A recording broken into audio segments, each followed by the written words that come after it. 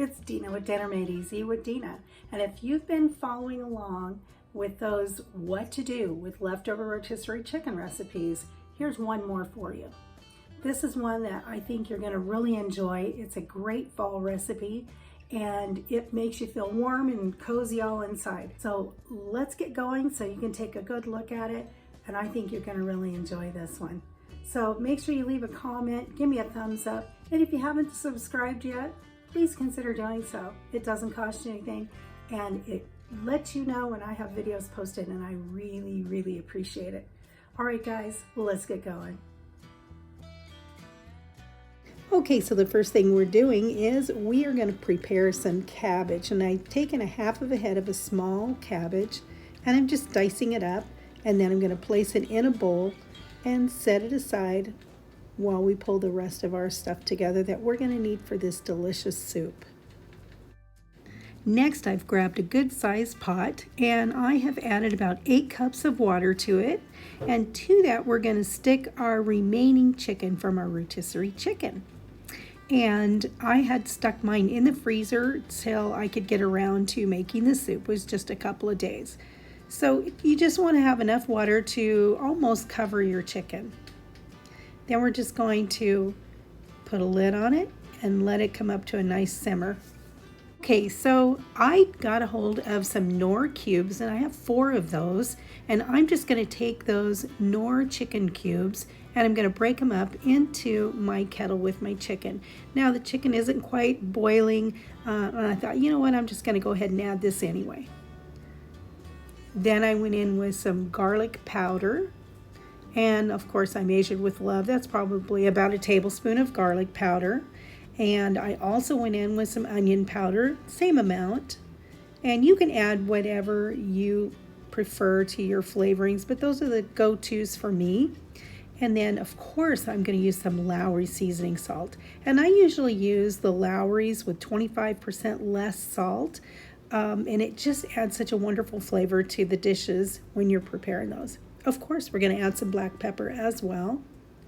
And then we're going to give that a good stir and put it back on to simmer some more. Oh, wait a minute. We've got some sambal.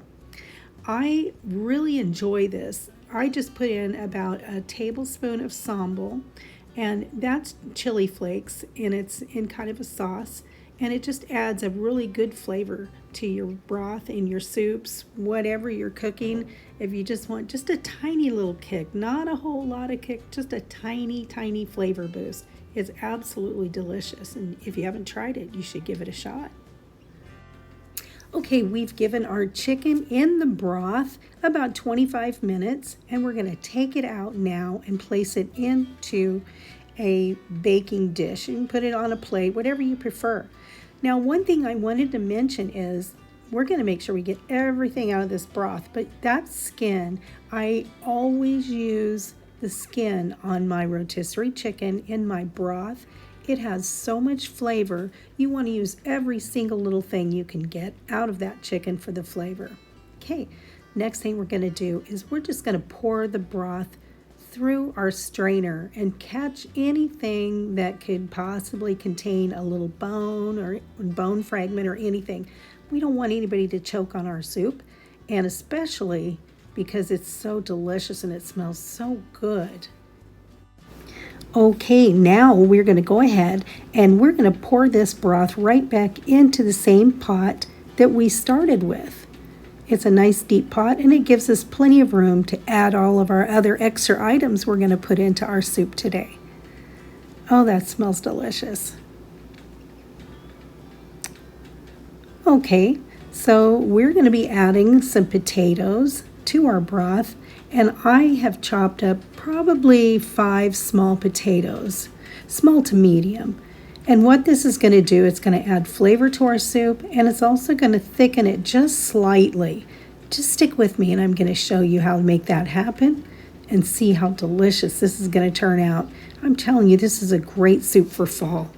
The next thing we're going to do after we finish adding the potatoes is we're going to add our onion. And I have 1 large onion that I've already chopped up, and I'm just going to put it right into the kettle and give that a nice stir. Now we want to make sure that the onion and the potatoes cook before we add more ingredients to that. This is the chicken that we got off of our rotisserie chicken. So we're just going to chop this up so that it's ready to go back into the pot. I also have some pepperoni, and normally I would use like a linguiça sausage or pepperonis or some other kind of a sausage. But this is what I had today, so I just sliced up some pepperoni slices to go into the soup as well. This just adds a really delicious flavor. Okay, so I gave that broth a taste, and it seems like it needs a little bit more Lawry's, so I'm going to go ahead and add some more Lawry's seasoning in there and stir that in.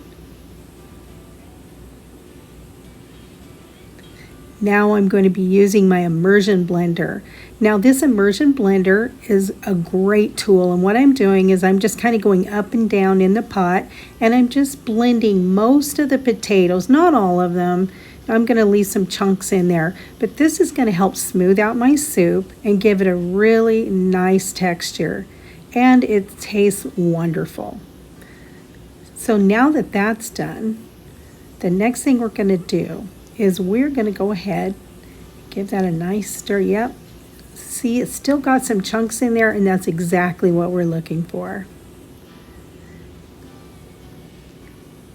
I've got some orzo. And orzo is in the pasta aisle. It looks like rice, but it isn't really rice. It's a pasta. And I added a half a cup of orzo into my soup. And with that, I'm going to stir that. Here we go. And then I'm going to go ahead and I'm getting my cabbage. And I'm adding my cabbage at this point right into my broth. And if you've never tried this, it's delicious. And then after that, I'm going to add my meats in there. Just carefully, because, you know, I do tend to make messes, and I'd rather have it in the pot and not on the floor. There we go. Now at this point is when we're going to add our garlic, because we don't want the garlic to overcook. And we are going to add in about a teaspoon of garlic. And you can use fresh if you'd rather. I just happen to have this chopped garlic, so I decided I'd go ahead and use that instead. Let's give that a nice stir, and then we are going to let this simmer on the stove for probably 20 minutes or so before we serve. And I just cover it and leave the lid kind of tilted just a little bit. Okay, our soup is done, and we're going to go ahead and scoop that up, and we're going to give that a good taste test. Now this is an easy soup recipe. Don't be intimidated. You can do this. And it looks fantastic, and it smells even better. We're going to give this a taste. Look at how beautiful that soup looks. And it's healthy for you. Our soup is done, and it smells delicious. I'm going to let you have a quick look at that before we taste it. I don't know if you can see in there. Let's just tilt you. Okay, let's give that a taste. Oh, it smells delicious. Oh.